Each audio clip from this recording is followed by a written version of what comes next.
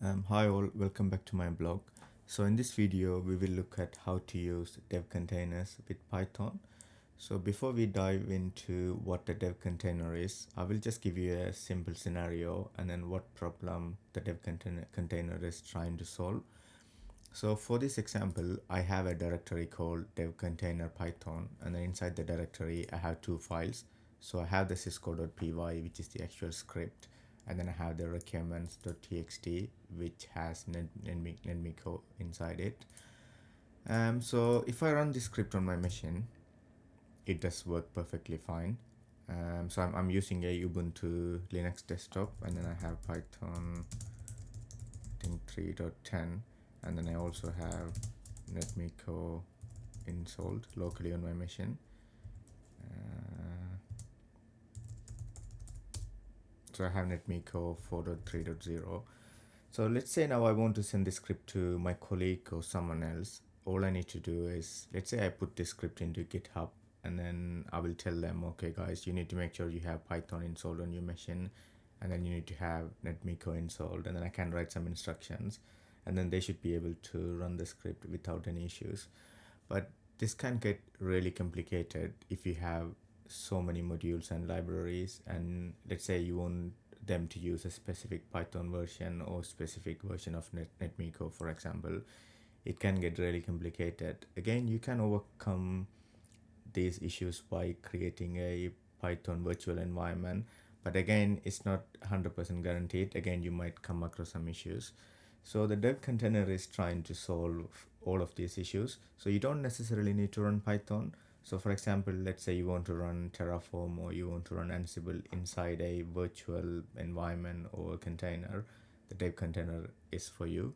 So all it does is it creates a container for you, and then you can specify, okay, I want to run Python 3.12 in the container, and then we can also tell VS Code, okay, when you create this container, you go and install all the modules defined inside the requirements.txt. So you can just do this extremely easily. So once you look at the example, it will definitely start make sense for you. So the prereq for the dev container is you need to make sure you have Docker installed on your machine. So I already have Docker on my machine. So if I do Docker version, you can see that I already have Docker on my machine. So let's try and containerize this Python script and then put it inside a container and then see how it works. So all you have to do is go to the extensions section and then search for dev container, and then just click install. Because I already installed it, it says uninstall, but on your case just click install, and then it just take a few seconds for this to complete. And then close this tab, and then come back to your root directory, and then go to view command palette, and then start typing dev container, and then you should be able to see an option for add dev container configuration file. So just click on it, and then it will ask you, okay, what container do you want to run? So you have multiple options, but for our example we need Python. So just search for Python and then click Python 3, and then I'm just going with the default one, 3.12, but if you want to use a different version, you can choose it. And then it is asking, okay, do you want to select any optional features? I don't really want to install anything, so I'm just gonna click OK. And then you will notice on the bottom right hand corner you have an option now says reopen in container, but I'm just going to skip that for now because I need to do one modification to this file.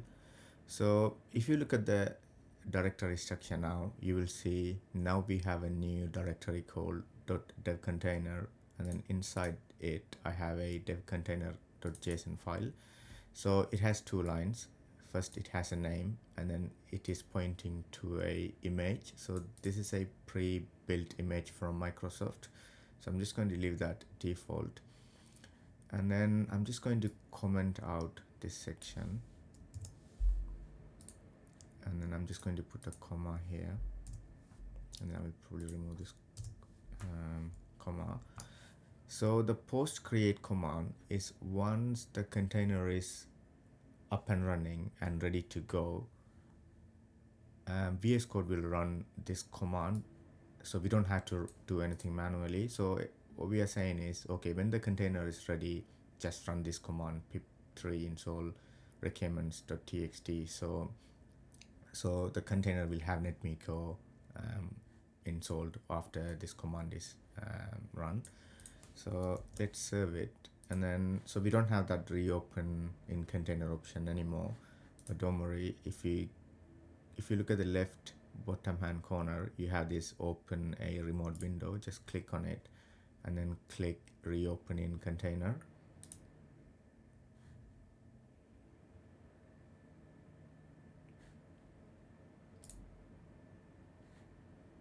And then I just click on the show log. So the first time it takes a while for VS Code to pull the image and then install all the requirements. But once you've done it, the next time it's extremely fast. So it just take a few seconds for your container to open. So let's wait for this to finish. I think it's already finished. So if I open a new terminal, so if you click here and then if I open a new bash terminal, and then if I run python minus version now, so now we have python 3.12, and if I run pip list netmiko, I also have netmiko for the 3.0. So let me try and run the script again. So if I run python sysco.py, it just works. So now all I have to do is I put this whole directory into GitHub or GitLab or whatever Git repo that you use, and then I can just send it to anyone. So only thing that they need to have on their machine is Docker and then VS Code, and then they just need to follow the same steps. So they just need to go here, install the extension, and then once they install the extension, and then when they open this folder, they will get a pop-up automatically saying reopen this in a container, and then that's it. They have a proper Python working environment ready to go. Yeah, so that's all for now. If you have any questions or any concerns, feel free to reach out to me in the comment sections. So yeah, speak to you soon in another video.